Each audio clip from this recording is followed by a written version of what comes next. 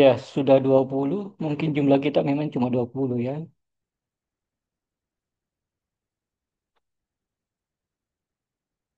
Ya, Pak, cuma 20. Latihan koreksi fiskal.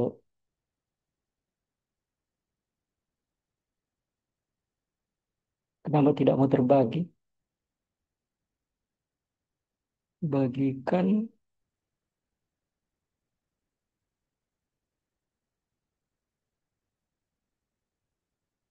Belum terlihat ya? Sudah terlihat. Excel. Iya, Sudah sudah. terlihat. Oh, sudah ya? Oke. Iya.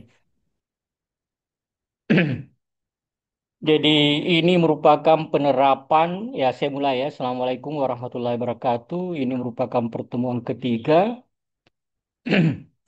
dan minggu depan kita akan memasuki pembahasan PPh pasal 24. Ya, di sini saya berikan contoh laporan koreksi fiskal. Jadi laporan koreksi fiskal ini digunakan untuk yang pertama adalah menetapkan jumlah pajak yang terutang. Itu untuk kepentingan perpajakan karena perpajakan hanya berkepentingan terhadap jumlah pajak yang terutang, baik yang tahunan maupun yang transaksi-transaksi setiap terjadi transaksi. Ya. Ya, yang pertama adalah tahunan. Ya, tahunan di sini saya ambil yang pertama adalah yang melewati 50 miliar. Ya, jadi yang melewati 50 miliar itu hanya satu tarif, yaitu tarif 22% sesuai dengan Undang-Undang Pajak Penghasilan. Kalau omsetnya atau peredaran usahanya itu melampaui 4,8 ya dan tidak melewati 50 miliar, maka yang diterapkan adalah dua tarif.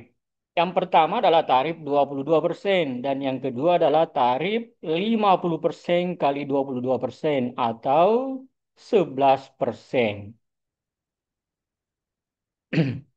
Sedangkan kalau misalnya itu tidak melampaui 4,8 miliar, maka juga hanya satu tarif. Tapi tarifnya adalah semuanya dikenakan tarif 11% atau 50% kali 22%.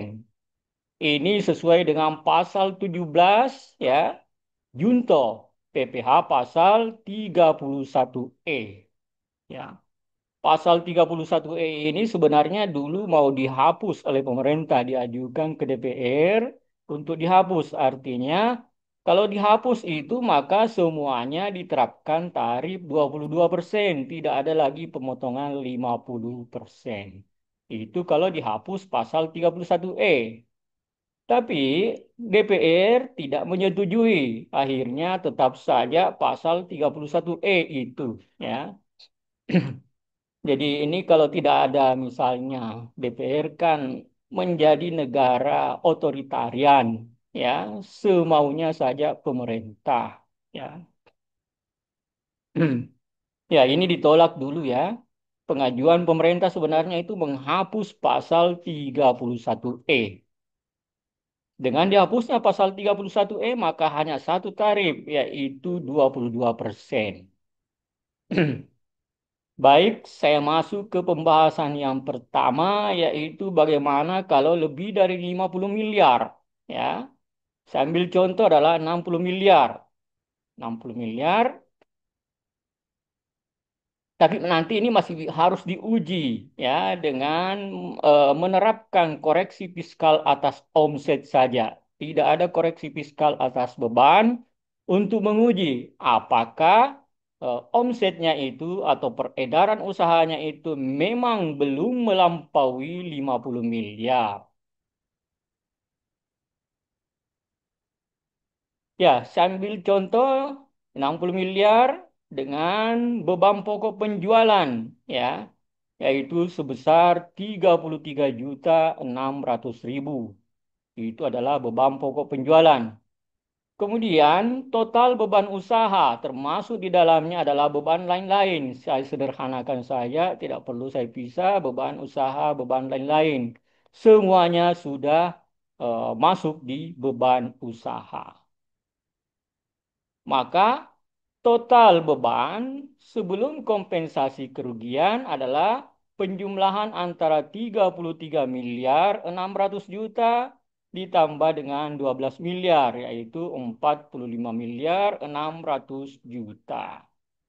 Ya, laba sebelum kompensasi kerugian, ya karena pajak mengakomodir adanya kompensasi kerugian sampai dengan batas waktu tidak melebihi 5 tahun. Ya, 14 miliar 400 juta. Ya. Ya, itu laba sebelum kompensasi kerugian, ya. Kemudian ada data, ya, ada data tambahan, ya, dari laporan tadi bahwa perusahaan eh, melakukan leasing, ya, melakukan leasing, ya, leasing sewa guna usaha dengan hak opsi mulai 1 Januari 2023, ya. Nilai leasing adalah 958 juta, ya, 958.903.500. Kemudian pembayaran sewa leasing tahunnya sesuai dengan data yang ada di sini, ya, itu adalah 207. Terlihat ya, jurnal-jurnal yang ada di ini chapter 21 sudah berganti. Harap ada yang. Iya, iya, Pak. Ya, sudah berganti ya. Di situ saya ambil. Jadi ini adalah apa yang Anda pelajari di akuntansi keuangan 3. Bagaimana melakukan jurnal ya atas lesi kalau tergolong capital lease ya. Ya, 207 tapi saya kurskan di sini dengan kurs 10.000. Ya, sekitar 10.000. Sedangkan di koreksi fiskal yang di bawah 50 miliar saya kurskan dengan 5.000. Ya, ini leasingnya ya. Kemudian ada kerugian yang belum dikompen yang dihitung yaitu tahun 2018. Oh, sorry. Yang kurang dari. Oh ya, betul ya. Tahun 2018 itu adalah 300 juta. Ya, ya betul 300 juta. Sementara tentu saja sudah tidak dihitung yang 2017 ya. Karena sebenarnya sudah 2017 karena sudah masuk di sini ya. Yang 1 miliar ini ya itu sudah tidak dihitung karena sudah melewati 5 tahun. Kemudian dalam pendapatan ya, penjelasan tambahan dari pendapatan yang disebutkan ini 60 miliar ya, terdapat di dalamnya atau mencakup ya pendapatan sewa peralatan untuk 12 bulan ya. Sewa peralatan ini bukan yang leasing ya. Ada sewa peralatan yang bukan hak opsi ya, sewa biasa. Oh ya, sorry.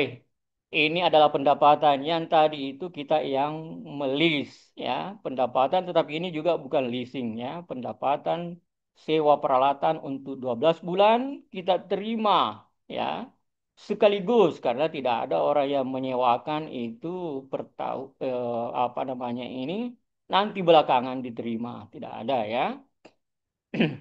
Ya, menurut standar akuntansi, ya, karena ini adalah 12 bulan dan terhitung sejak 1 Oktober 2023 sampai dengan Desember 2023, berarti 3 bulan, maka 3/12 kali 800 itu yang diakui menurut akuntansi.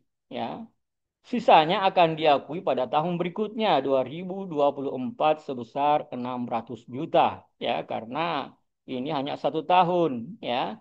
1 Oktober 2023 ya untuk berapa? 12 bulan ya.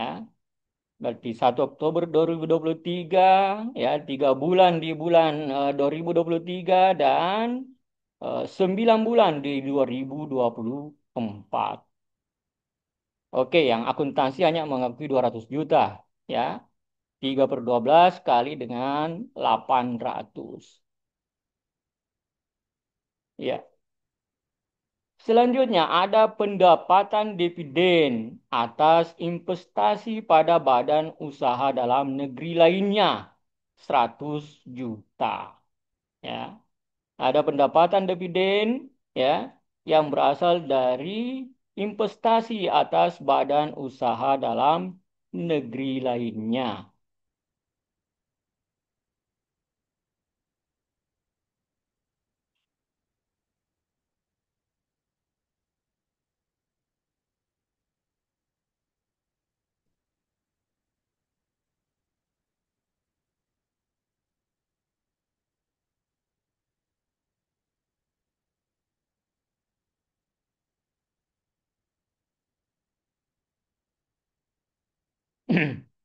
Ya, kemudian ada pendapatan sewa ruko, ya, ada pendapatan sewa ruko,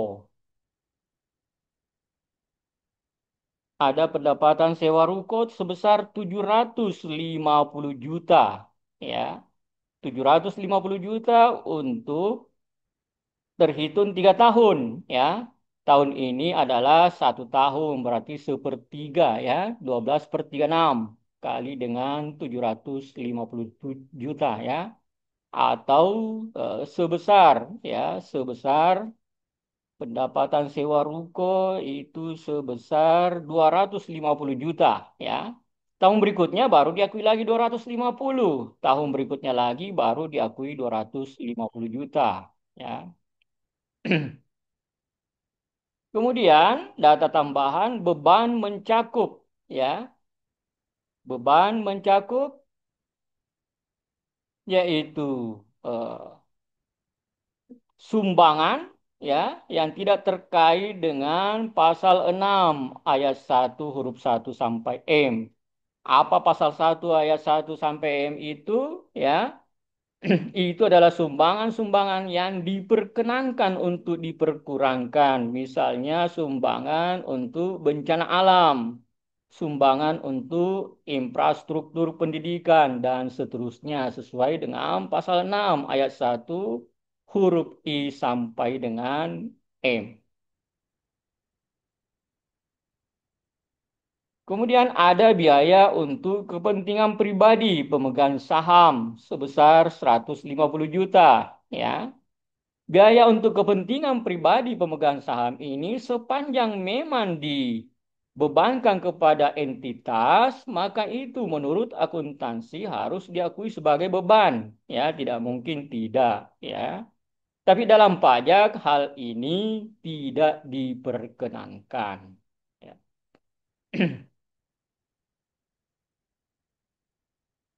Kemudian penyusutan ruko yang disewakan, ya. Ya, rukonya mungkin berharga 3 miliar atau 4 miliar, ya, 3,5 miliar, tapi nilai bangunannya karena yang disusutkan hanya bangunan. Nilai bangunannya sesuai dengan penilaian appraiser, ya, itu jumlahnya 800 juta. Ya, ya, biaya penyusutannya adalah 5% kali dengan 800 juta, yaitu 40 juta. Ya, itu yang penyusutan. Kemudian perbedaan penyusutan pajak, ya, ini diperkenankan penyusutannya, ya. Jadi perbedaan penyusutan pajak untuk aset lain. Beban penyusutan menurut akuntansi 250 juta. Sementara beban penyusutan fiskal, ya, sesuai dengan ketentuan perpajakan itu adalah 375 juta. Kemudian ada biaya perbaikan bangunan ruko yang disewakan. Ya, ketentuannya adalah bahwa biaya-biaya yang terkait dengan pendapatan yang tidak diakui sebagai pendapatan menurut pajak ataukah, ya, pendapatan yang sudah dikenakan pajak bersifat final, ya, maka biaya-biaya yang terkait dengan itu juga tidak diperkenankan untuk diperkurangkan. Ya, itu ketentuan perpajakannya, ya. Sedangkan dalam akuntansi, kerugian piutang yang diantisipasi itu, ya, sangat dianjurkan sebagai penerapan prinsip konservatisme. Ya, pajak tidak mengenal prinsip konservatif kecuali untuk usaha-usaha yang berisiko tinggi, ya, yaitu perbankan, asuransi, dan leasing. Kemudian ada juga, ya, entitas yang diwajibkan untuk melaksanakan perbaikan-perbaikan setelah selesai masa misalnya pertambangannya atau sudah selesai melakukan pembabatan hutan, ya, maka diwajibkan untuk melakukan reboisasi. Ya, perusahaan-perusahaan seperti itulah yang diperkenankan untuk membebankan cadangan kerugian piutang. Ya. Kemudian kerugian piutang dari ya tadi kerugian piutang dari pencadangan itu 180 juta, ya. Kemudian beban PPh pasal 4 ayat 2. Ya, beban PPh pasal 4 ayat 2 ada perhitungannya nanti karena ada kita sewakan ruko, ya. Karena persewaan ruko itu apa namanya ini persewaan ruko itu bersifat final, ya, maka tidak boleh menjadi uang muka pajak, tapi menjadi beban dalam akuntansi. Tetapi menurut pajak itu tidak boleh dibebankan karena segala sesuatu beban yang terkait dengan pajak penghasilan itu tidak diperkenankan untuk diperkurangkan. Ya, itu keterangannya, ya. Kemudian beban depresiasi leasing. Iya, akuntansi, dalam akuntansi, depresiasi leasing itu diperkenankan seperti jurnal-jurnal yang pernah kita buat di akuntansi keuangan 3, ya, akuntansi leasing.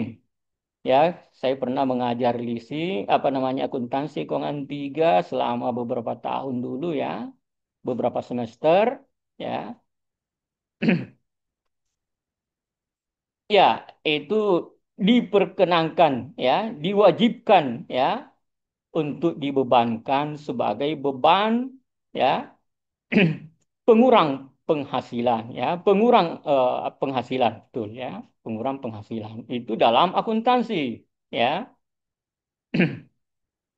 Sedangkan dalam akuntansi, pembayaran setiap bulannya itu tidak dianggap sebagai beban, tetapi dianggap sebagai pelunasan utang, ya. Dianggap sebagai pelunasan utang kalau kita membayar biaya sewa setiap bulannya, ya. Karena termasuk dalam capital lease, ya. Jadi saya ambil contoh yang capital lease, ya.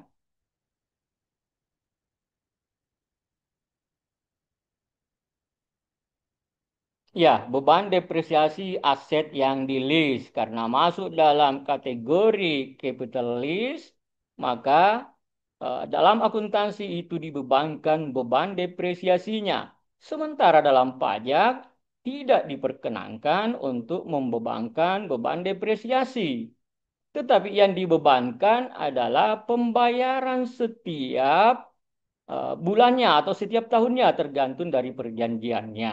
Ya, di sini saya cuma kurskan sekitar 1.000, tapi saya bulatkan ya ke 4 angka. Ya. Ya, data lainnya ada lease liabilities yang dibayar ya, ada utang sewa ya, utang sewa leasing yang dibayar setiap bulannya 207 juta. Ya. Dengan data tersebut, buatlah koreksi fiskal sehingga saudara dapat menentukan dasar pengenaan pajak untuk menghitung utang pajak kini ya dan beban pajak kini. Ya. Jadi harus dihitung utang pajak kini untuk kepentingan perpajakan, ya. Untuk kepentingan perpajakan ini tentu juga harus dicatat sesuai dengan standar akuntansi atas apa yang diatur dalam aturan perpajakan itu, ya. Kemudian akuntansi tentu saja harus melakukan pembebanan ya atas beban pajak itu sesuai dengan standar akuntansi, ya. Dalam teorinya yang kita pelajari minggu lalu ya bahwa untuk menghitung utang pajak kita melakukan koreksi fiskal ya atas keseluruhan perbedaan baik beda permanen maupun beda waktu. Tetapi untuk menghitung beban pajak kini, itu kita hanya melakukan adjustment atas beda permanen saja dan tidak dilakukan adjustment atas beda waktu. Karena waktu pengakuan menurut akuntansi itulah yang benar. Ya, waktu pengakuan pendapatan dan beban menurut akuntansi itulah yang benar. Sehingga beban pajaknya harus mengikuti saat pengakuan pendapatan dan beban ya menurut akuntansi. Ya, dengan penentuan dasar pengenaan pajak untuk menghitung utang pajak ini, maka dapat diketahui berapa utang pajak tahun berjalan atau disebut juga utang pajak kini. Ya, dengan mengetahui juga dasar pengenaan pajak untuk menghitung beban pajak kini, maka bisa diketahui berapa beban pajak yang dibebankan pada periode itu untuk tujuan penerapan standar akuntansi yaitu matching principle bahwa beban yang dibebankan pada periode ini itu hanyalah beban-beban yang terkait dengan pengakuan pendapatan dan beban pada periode itu pula ya. Jadi itu matching principle. Nah, matching principle ini seperti yang saya jelaskan minggu lalu ya dianggap ya memberikan laporan income yang lebih berkualitas karena laporan yang berkualitas untuk income itu adalah semakin match antara pendapatan dan beban. Ya, selanjutnya karena kita di akuntansi ya bukan cuma laporan pajak, maka kita harus membuat jurnal atas pengakuan beban pajak kini dan utang pajak kini tersebut. Ya, itulah yang harus dikerjakan. Oke, tapi ada tadi yang tidak masuk ya di sini.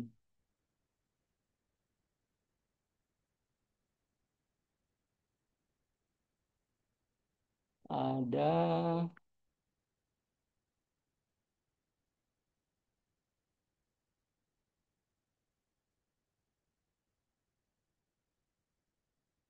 yang masih harus ditambahkan ya.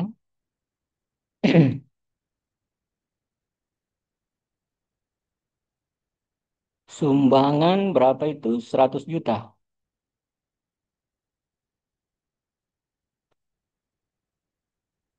Mana sumbangan? N28. Ya, N28 ya.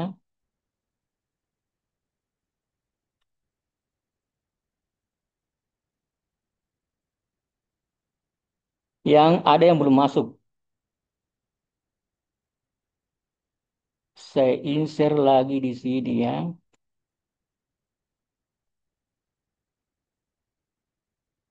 Biaya perbaikan ruko, beban PPh pasal 4 ayat 2 sudah masuk, beban leasing, penyusutan ruko yang disewakan sudah masuk, ada yang belum masuk ya. Insert mana insert? Sisipkan baris. Ya, yang belum masuk itu adalah nanti dikoreksi itu nunjanya yang saya kirim.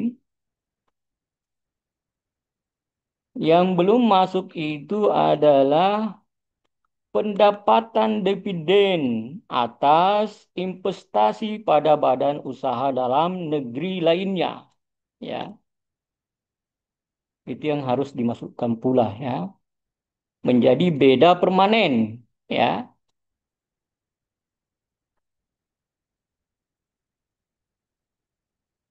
Ya, 100 juta ya.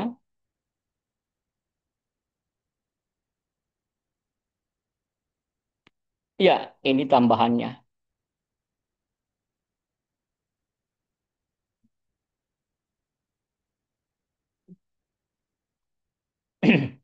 Ya, saya lanjutkan ya.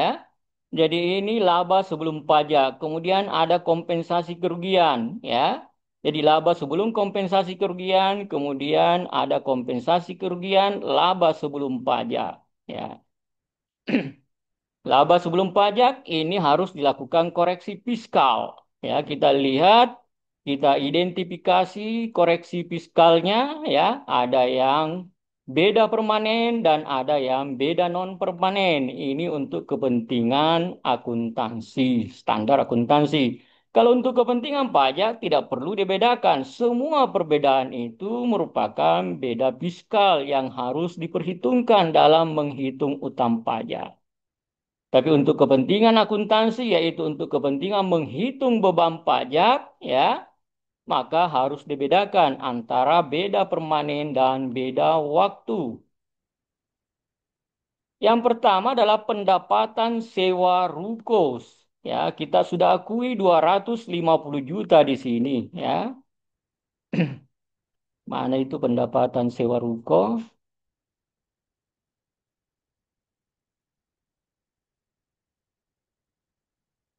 Dalam pendapatan termasuk di dalamnya pendapatan, ya ini ya, di kolom berapa itu N27 ya.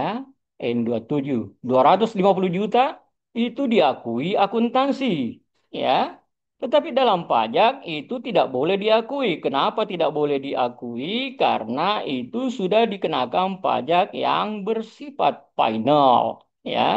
Sehingga pendapatan ini tidak perlu digabungkan pada akhir tahun ya untuk menghitung pajak tahunan.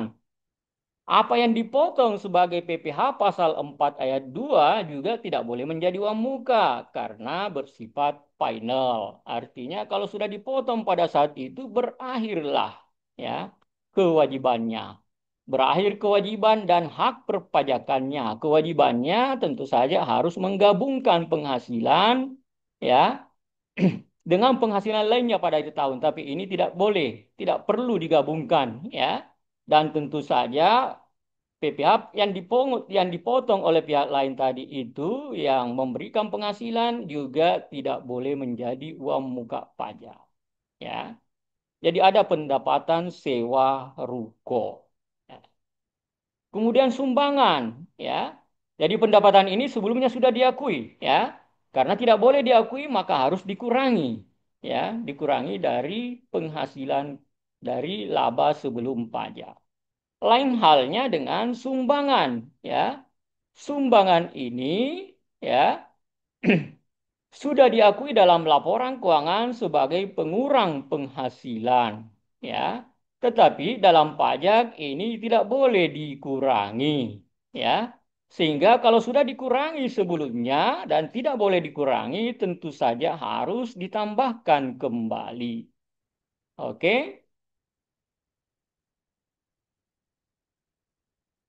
Kemudian biaya-biaya untuk kepentingan pribadi pemegang saham juga tidak boleh, ya. Jadi kalau tidak boleh itu harus menjadi beda permanen, ya. Tapi kalau lebih kecil atau lebih besar, beda saat pengakuan, maka itu beda waktu, ya. Ini adalah beda permanen karena yang satu mengakui sebagai biaya, yang satunya tidak boleh mengakui. Akuntansi sudah mengurangi, pajak tidak boleh mengurangi, oleh karenanya ditambahkan kembali. Kemudian ada pendapatan dividen atas investasi pada badan usaha dalam negeri lainnya. Ini dikecualikan sebagai pendapatan sesuai dengan PPh pasal 4 ayat 3. Yaitu kalau badan yang menerima, ya, kalau badan yang menerima pendapatan dividen atas investasinya dari badan usaha dalam negeri lainnya, maka pendapatan dividen yang diterimanya itu tidak perlu diakui sebagai pendapatan yang dikenakan pajak dan tidak ada pembatasan, ya, tidak ada pembatasannya. Jadi tidak ada persyaratannya. Tetapi kalau orang pribadi yang menerima, ya, menerima maka ada persyaratannya, yaitu harus diinvestasikan di dalam negeri atas pendapatan yang diterimanya itu paling tidak 30% dari nilai dividen yang diterimanya. Itu harus diinvestasikan di dalam negeri kalau wajib pajak orang pribadi. Jadi aturan umumnya dividen itu adalah objek pajak sesuai dengan pasal 4. Tetapi kemudian ada pengecualiannya di pasal 4 ayat 3. Ya, ini untuk mendorong agar tidak terjadi pelarian modal ke luar negeri sehingga mereka yang berinvestasi, ya, ke dalam badan usaha dalam negeri lainnya, pendapatan yang diterimanya itu tidak perlu diakui sebagai pendapatan yang dikenakan pajak. Ya, itu apa namanya ini eh, pengaturannya, ya. Jadi secara umum pendapatan dividen itu adalah objek pajak. Kalau pendapatan itu misalnya pendapatan dividen itu diperoleh dari luar negeri, maka juga mempunyai persyaratan, ya, harus diinvestasikan di dalam negeri. Tapi kalau pendapatan dividen diterima dari badan usaha dalam negeri lainnya, maka tidak ada persyaratannya. Semuanya menjadi tidak perlu diakui sebagai objek pajak. Kemudian berikutnya adalah biaya perbaikan bangunan ruko yang disewakan. Ya, karena rukonya itu sudah dikenakan pajak bersifat final, ya, dan tidak digunakan dalam kalau digunakan dalam operasional beban beban penyusutannya itu diakui, ya. Tetapi kalau persewakan, ya, berarti dia digunakan untuk menghasilkan pendapatan yang bersifat final. Sehingga beban-beban yang terkait dengan hal itu, baik beban perbaikan maupun beban penyusutan dalam periode persewaan, itu harus dikeluarkan sebagai biaya. Karena sudah pernah diakui sebagai biaya dalam laporan keuangan, ya, maka karena tidak perlu diakui sebagai biaya, tidak boleh diakui sebagai biaya, maka harus ditambahkan kembali 75 juta ini, ya. Kemudian ada beban PPh pasal 4 ayat 2. Menurut akuntansi harus dibebankan karena tidak boleh menjadi uang muka, ya. Karena pengorbanan yang tidak apa namanya yang tidak terkait dengan pendapatan pada saat itu atau sudah dikenakan pajak bersifat final itu akan menjadi beban, ya, dalam akuntansi. Tapi ada ketentuan perpajakan bahwa beban yang terkait dengan pajak penghasilan, ya, itu tidak dibenarkan untuk diperkurangkan, ya. Karena ini sudah mengurangi, ya, beban PPh pasal 4 ayat 2 ini sudah mengurangi, ya, maka harus ditambahkan kembali. Kemudian ketentuan akuntansi dan perpajakan itu terbalik, ya.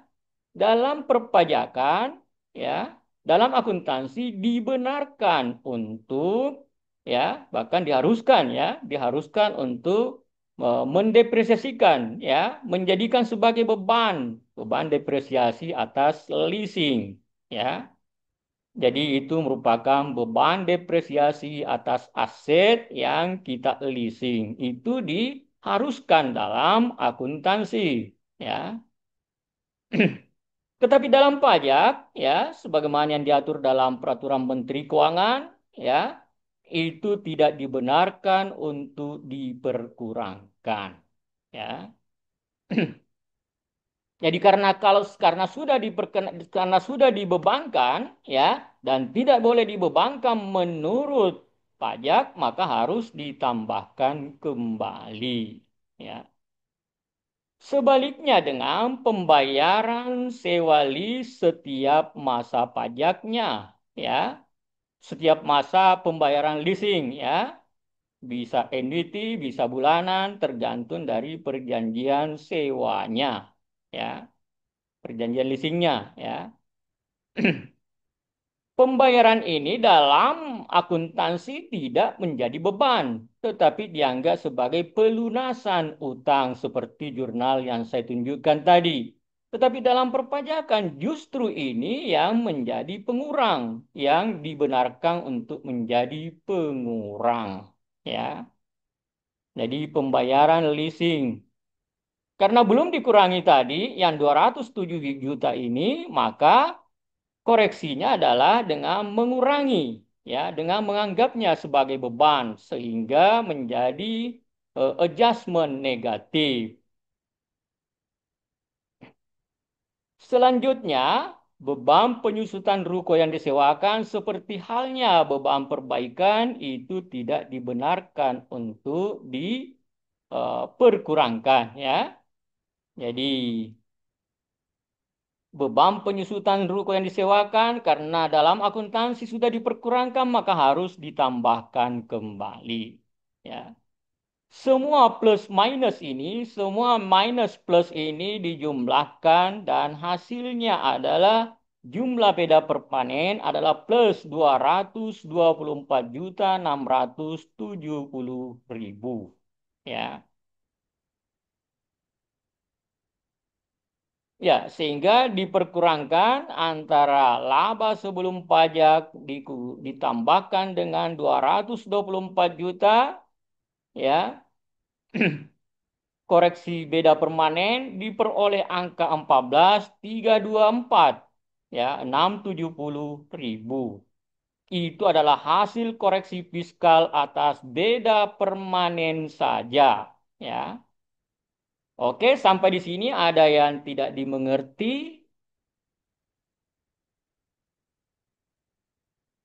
Silakan ditanyakan kalau ada yang tidak jelas, ya. Ini garis merah apa ya?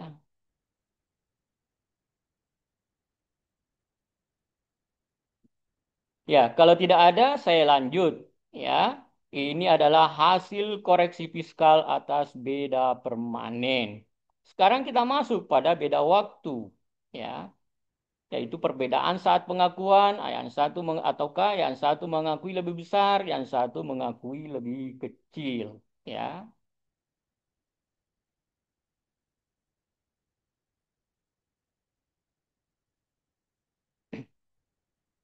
Ya, beda waktu, ya.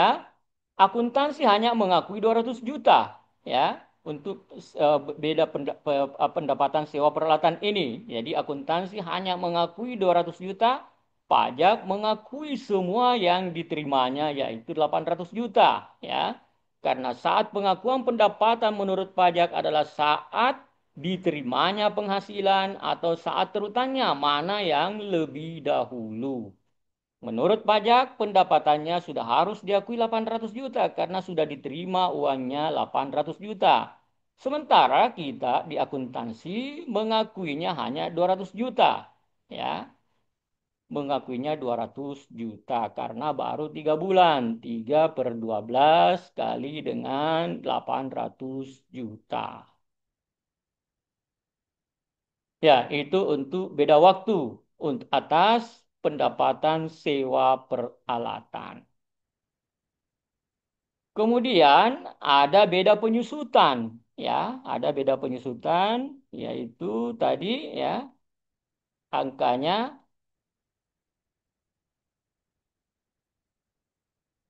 menurut akuntansi penyusutannya adalah 250, sedangkan menurut fiskal itu 375. Jadi akuntansi kurang mengakui penyusutan. Oleh karenanya masih harus mengakui 125, ya.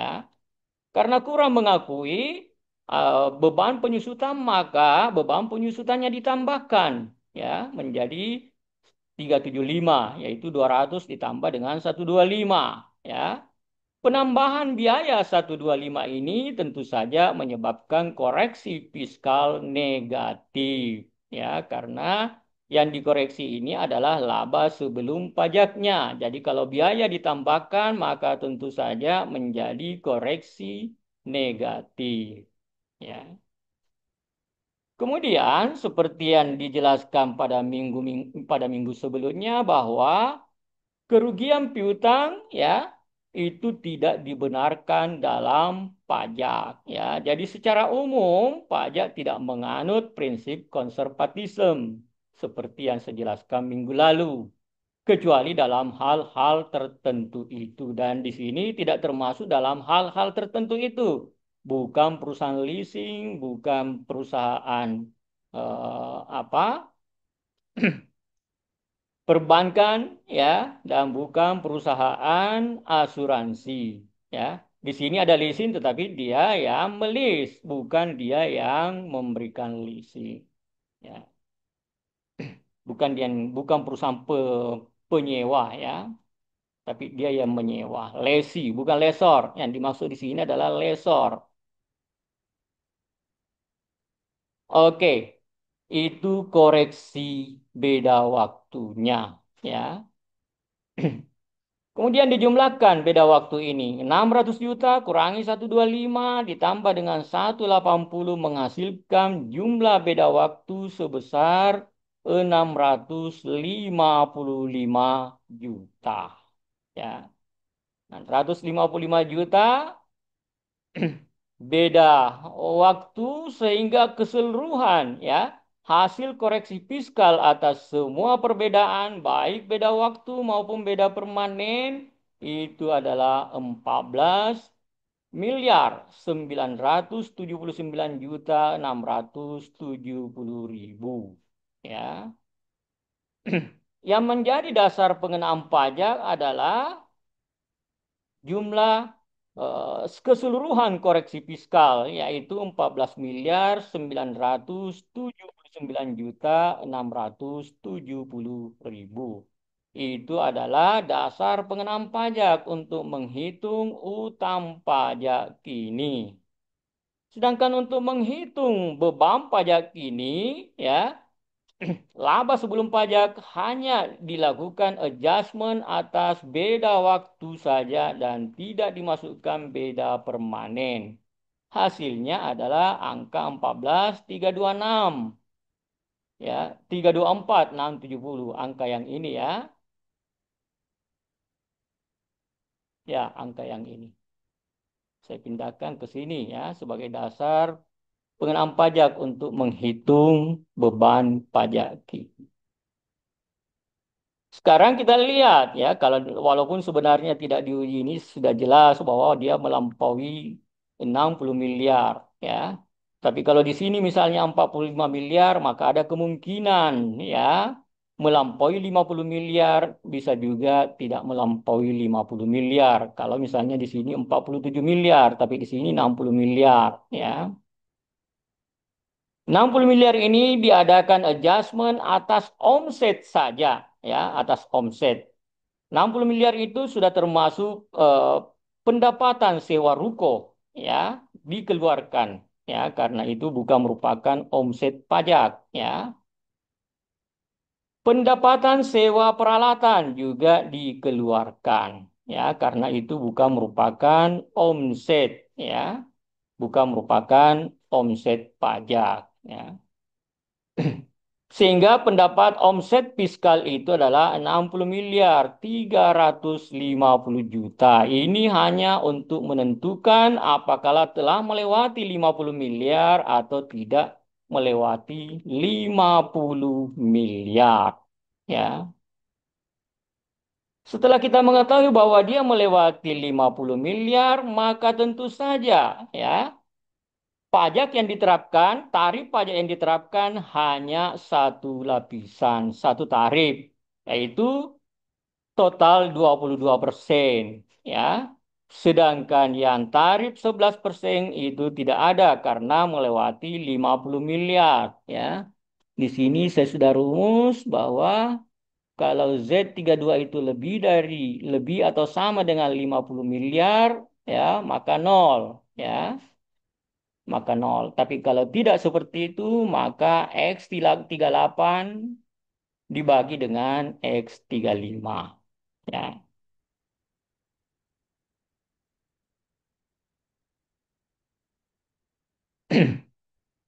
Ya, baik. Ada yang mau bertanya sampai di sini?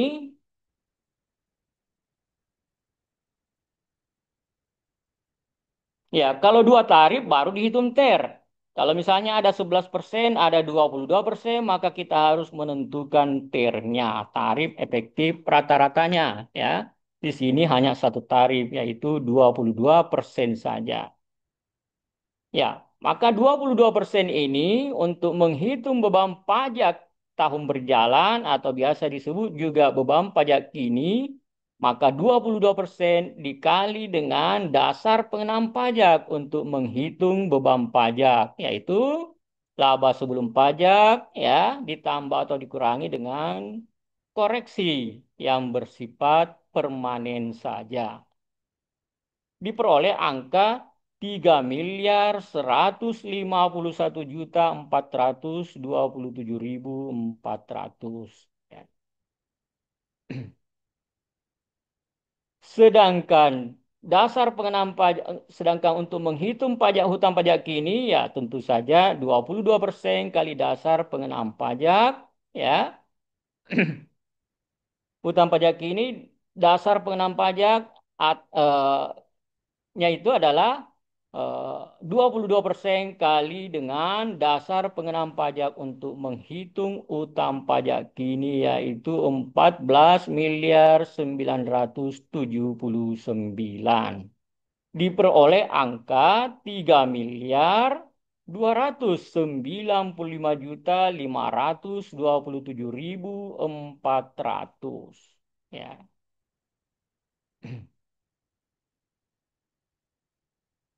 Ya, selisih antara 3.141.000.000 ya sekian dengan 3.295.000.000 ya 3.295.527.400 itu merupakan aktiva pajak tangguhan ya.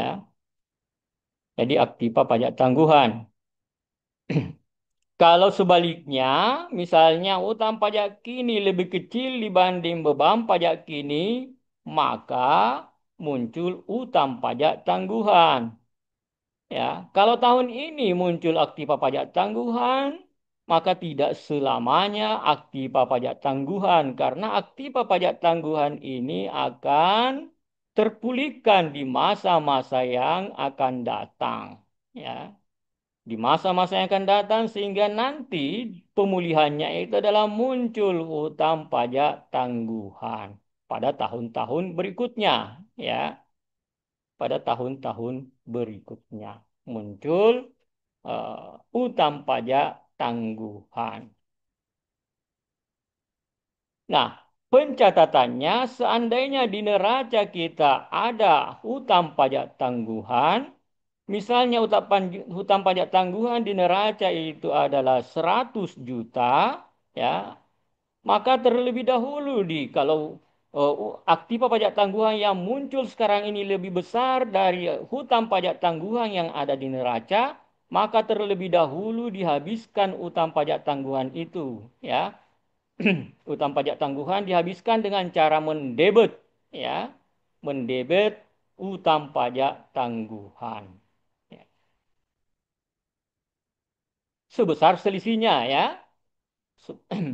Jadi kita mendebet utang pajak tangguhan.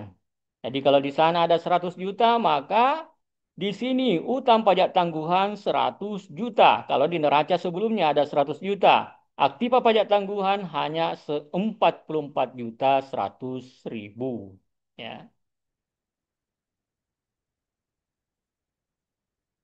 Ya, ini cara menghitung, cara mencatat sesuai dengan apa yang diajarkan oleh bukunya Kiso. Metode ini sama dengan yang digunakan oleh Kiso. Tetapi di pencatatan-pencatatan di luar itu, ya, dia lakukan dengan cara beban pajak kini dia samakan dengan utang pajak kini, ya. Tetapi tetap juga muncul aktiva pajak tangguhan dengan banding tandingannya adalah manfaat pajak tangguhan sebesar jumlah yang sama dengan aktiva pajak tangguhan yang muncul. Oke, bisa dipahami sampai di sini? Atau ada yang mau bertanya? Silakan. Ya, ya. Tadi file yang saya kirim itu masih ternyata masih perlu dikoreksi ya. Ada sumbangan apa-apa tadi? Pendapatan dividen ya, pendapatan.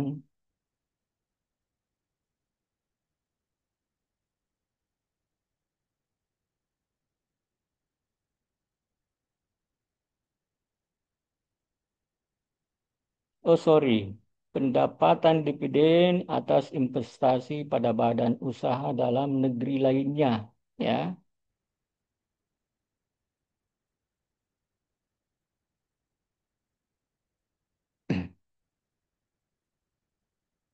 Harus menjadi koreksi negatif ini ya. Diakui dalam akuntansi sebagai pendapatan dividen, tetapi dalam perpajakan ya, pendapatan itu tidak perlu diakui sebagai pendapatan dividen sehingga di sini harusnya adalah koreksi negatif. Ya ya, karena tadi karena di akuntansi sudah diakui sebagai pendapatan dividen ya. Sedangkan dalam pajak kalau kita menginvestasikan modal kita ke badan usaha dalam negeri lainnya, maka pendapatan dividen yang diterimanya itu tidak perlu diakui sebagai pendapatan dividen. Ya,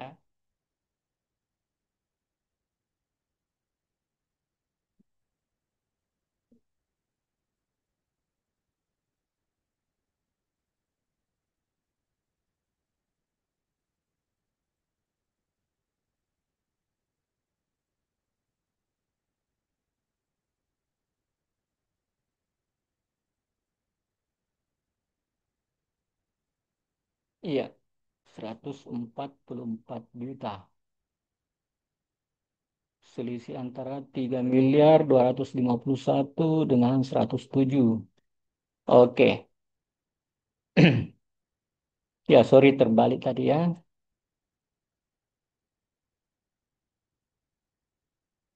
Pendapatan sewa dividen itu sudah diakui dalam akuntansi, tetapi tidak perlu diakui dalam pajak karena ada ketentuannya di pasal 4 ayat 3 ya, bahwa pendapatan dividen yang diperoleh dari penanaman modal atas badan usaha dalam negeri lainnya itu dikecualikan sebagai objek pajak.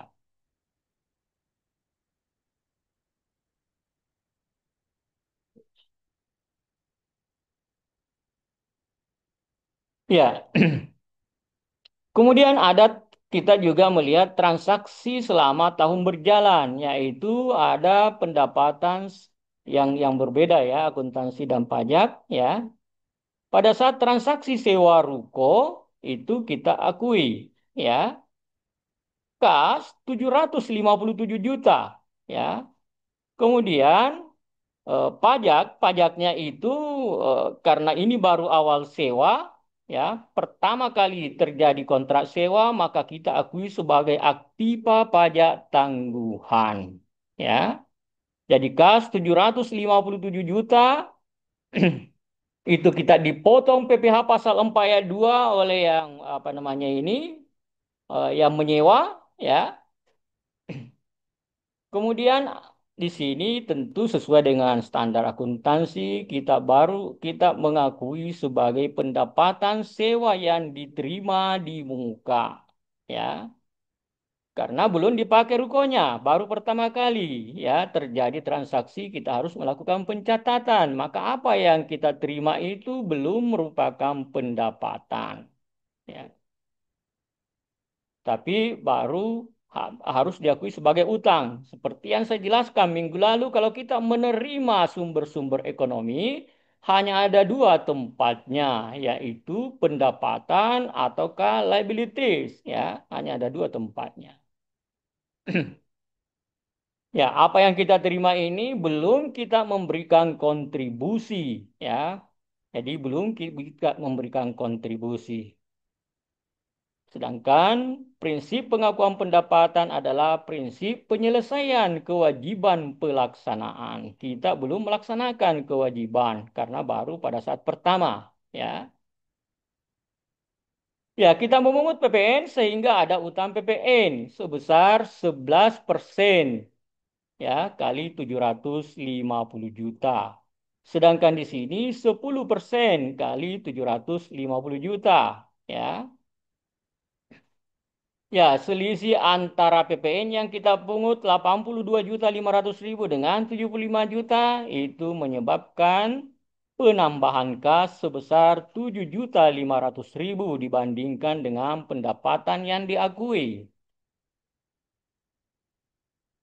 Selanjutnya, pada akhir tahun, ya, kita melakukan adjustment dengan mengakui pendapatan sewa, ya, sebesar 1 tahun, ya. Jadi pendapatan sewa ini kita akui sebesar 250 juta. Ya, berkuranglah liabilities kita yaitu pendapatan sewa yang diterima di muka berkurang sebesar jumlah yang sama dengan pendapatan yang diakui. Sejalan dengan itu kita juga harus mengakui adanya beban PPh pasal 4 ayat 2. Ya, jadi kita harus mengakui adanya beban PPh pasal 4 ayat 2 dan mengurangi aktiva pajak tangguhan kita sebesar 25 juta. Ya, 75 juta untuk 3 tahun, 25 juta per tahunnya. Ya. Jadi di sini ada beban PPh pasal 4 ayat 2 kita akui. Ya. Nah, ini memang kita harus akui sebagai beban menurut akuntansi, tetapi dalam perpajakan beban pajak tidak boleh menjadi pengurang, ya. Sehingga kita di sini melakukan adjustment atas beban PPh pasal 4 ayat 2 itu sebesar, ya, ya, 25 juta, ya, sebesar yang kita akui sebagai beban, ya. Itu kita tambahkan kembali karena dalam akuntansi tidak diakui adanya beban atas beban PPh. Oke, itulah pencacatan kita baik atas transaksi, atas laporan tahunan maupun atas salah satu di sini transaksi selama tahun berjalan. Yang berbeda antara akuntansi, standar akuntansi dengan ketentuan perpajakan.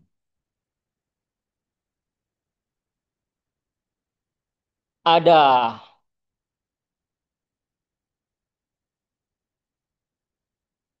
Ya, jadi pihak yang menyewakan itu memungut PPN. Pihak yang menyewa memotong PPh pasal 4 ayat 2. Ya.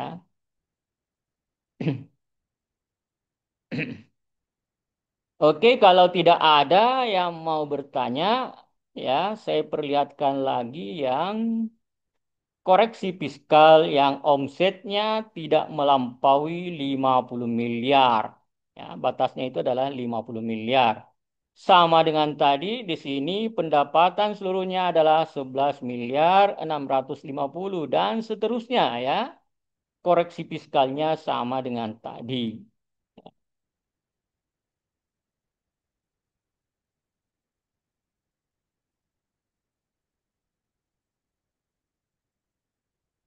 Ya, koreksi fiskalnya sama dengan tadi. Sumbangan, kemudian biaya untuk kepentingan pribadi pemegang saham sama. Penyusutan ruko yang disewakan sama 800 juta ya.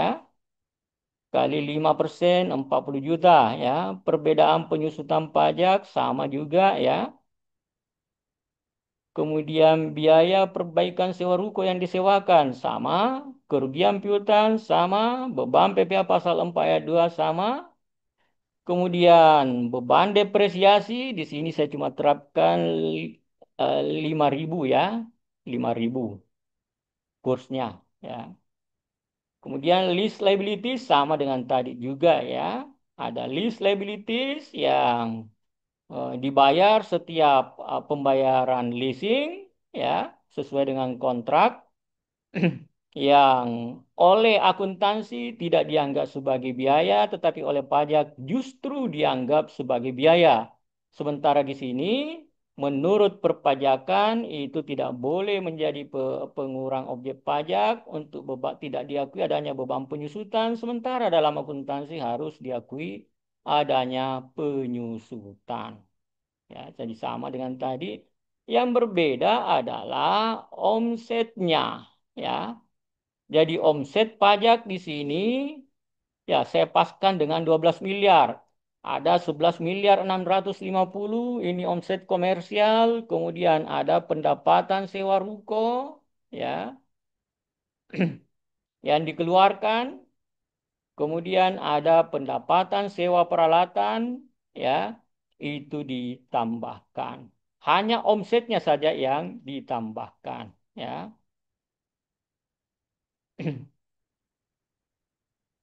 Oke. Dengan data seperti itu, ya, di sini 12 miliar, ya, 12 miliar. Batas untuk dikenakan penuh pemotongan 50% itu, yaitu 11% adalah 4,8 miliar, ya, 4,8 miliar itu batasnya. Jadi kalau hanya 4,8 miliar, maka keseluruhannya dikenakan tarif 11%. Tetapi karena ini melewati 4,8 miliar, tetapi tidak melampaui 50 miliar sesuai dengan pasal 31E Undang-Undang Pajak Penghasilan, maka sebagian dikenakan tarif pemotongan 50% dan sebagian dikenakan tarif tidak dilakukan pemotongan, yaitu penuh 22%. Bagaimana perhitungannya? Ya, kita ambil batas 4,8 dibagi dengan omset yang benar-benar terjadi, omset pajak. Maka 4,8 dibagi dengan 12 ternyata 40% rasio yang dikenakan pajak 11%. Ya. Jadi ini adalah rasio yang dikenakan pajak 11%. Yang dikenakan pajak tanpa pemotongan tentu saja adalah selisihnya 100% dikurangi dengan 40%, yaitu 60%. Ya. Ya, jadi sampai dengan 4,8 miliar itu dikenakan 40% kali dengan 22% kali 50% atau sama saja dengan 11%. Ya.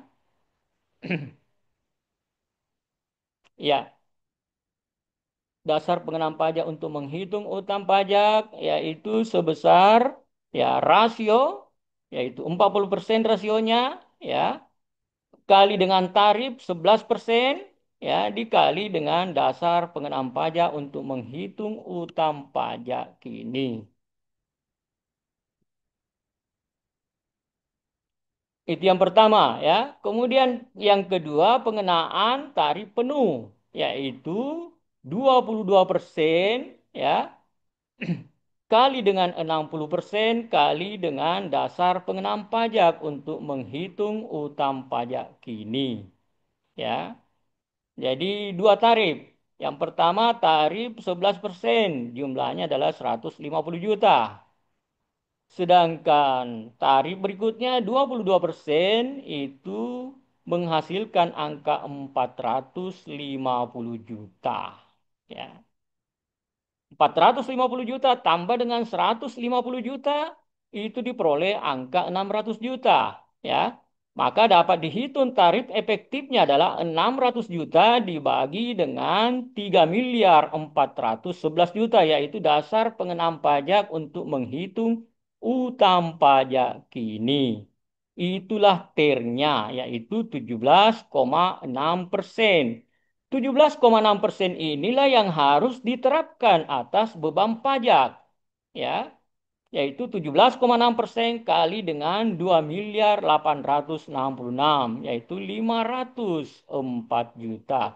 Jadi TER ini digunakan agar tarif yang digunakan sama persis antara untuk menghitung utang pajak dengan beban pajak, harus sama tarifnya, maka harus dihitung TER-nya, tarif efektif rata-ratanya. Sekali lagi, TER hanya dihitung kalau ada dua tarif yang diterapkan. Di sini ada dua tarif, yaitu 22% dan 11%. Tetapi kalau hanya satu tarif, maka tidak dihitung TER-nya. Langsung diambil tarif 22%. Dan juga kalau tidak melampaui 4,8 miliar juga hanya satu tarif, yaitu 11% saja. Ya, bisa dipahami, jurnalnya sama dengan tadi. Ya, beban pajak ini dihitung atas dasar pengenaan pajak untuk menghitung beban pajak kini, yaitu hanya koreksi fiskal atas beda permanen saja. Ya, sedangkan yang di sini, ya, itu utang pajak kini dihitung atas keseluruhan perbedaannya, baik beda permanen maupun beda waktu. Ya, persis sama dengan tadi. Yang berbeda di sini adalah bahwa kita menghitung adanya TER. Ya, ya, selalu saya ingatkan bahwa jangan hitung TER kalau sudah melewati 50 miliar. Ya, saya selalu ingatkan. Tetapi dalam pengerjaan soal di final, di mid test itu masih tetap saja ada yang membangkang. Ya, tetap saja dia hitung TIR padahal sudah melewati 50 miliar. Setiap tahunnya, setiap semester, setiap saya mengajar, pasti ada saja yang menghitung seperti itu. Tidak pernah terlewatkan. Ya. Ya, jurnal yang berikutnya itu sama saja ya. Sama saja. Nah, ini jurnal kalau kita mau mengkompen antara utang pajak kini, ya, dengan uang-uang muka pajak. Kalau tidak dikompen, maka di sebelah debit akan muncul uang muka pajak PPh 25, uang muka pajak PPh 23, uang muka pajak, ya, PPh pasal 22 sebesar 100 juta. Sedangkan di sebelah kredit, ya, di sebelah kredit itu muncul utang pajak kini, yaitu utang pajak tahun berjalan. Tetapi kalau di kompen, ya, maka hilang utang pajak kini, hilang pula keseluruhan uang muka pajak. Yang muncul adalah utang PPh pasal 29. Karena PPh pasal 29 itu adalah selisih antara utang pajak kini tahun berjalan dengan keseluruhan uang-uang muka pajak yang dapat diperkurangkan, yaitu uang muka pajak yang tidak bersifat final. Oke, itulah pembahasan kita hari ini. Ya, sesuai dengan RPS, kita menjelaskan sistem perpajakan yang berlaku di Indonesia. Ya, pada bagian awal saya juga jelaskan bagaimana eh, sistem akuntansi di Indonesia. Jadi tidak ada pencatatan di Indonesia ini kecuali berdasarkan standar akuntansi keuangan. Ya, tidak ada. Seluruh aturan perpajakan ya harus dicatat sesuai dengan standar akuntansi keuangan. Ya, kalau kita memungut pajak, ya maka harus dicatat sebagai utang karena itu harus di-store. Sebelum di-store maka itu merupakan utang pajak. Tapi kalau kita yang dipungut, kita lihat aturannya. Apakah bersifat final atau tidak final? Kalau tidak bersifat final, berarti kita bisa menjadikannya uang muka pada masa yang akan datang, ya pada akhir tahun misalnya, ya kalau PPh tahunan, ya itu uang muka pajak. Tapi kalau misalnya bersifat final, maka habis pada saat itu, ya maka menjadi beban. Beban dalam akuntansi, tetapi tidak boleh menjadi beban dalam pajak karena ada ketentuannya bahwa keseluruhan beban pajak kecuali pajak penghasilan tidak boleh dibebankan, ya. Maka menjadi objek koreksi fiskal. Pada tahun-tahun sebelumnya belum saya masukkan PPh pasal 4 ayat 2 ini sebagai objek koreksi fiskal. Tapi pada kesempatan ini saya masukkan bersama dengan perbedaan perlakuan leasing kalau kita apa melakukan kita melis, ya dengan sewa lease yang bersifat apa namanya ini leasing yang finance lease, ya yang finance lease. Oke, ada yang mau bertanya?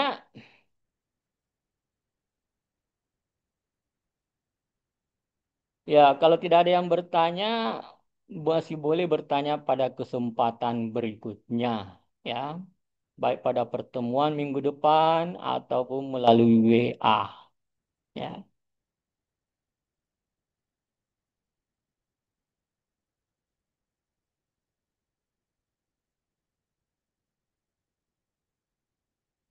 Ya, pendapatan dividen atas investasi pada badan usaha dalam negeri lainnya, ya.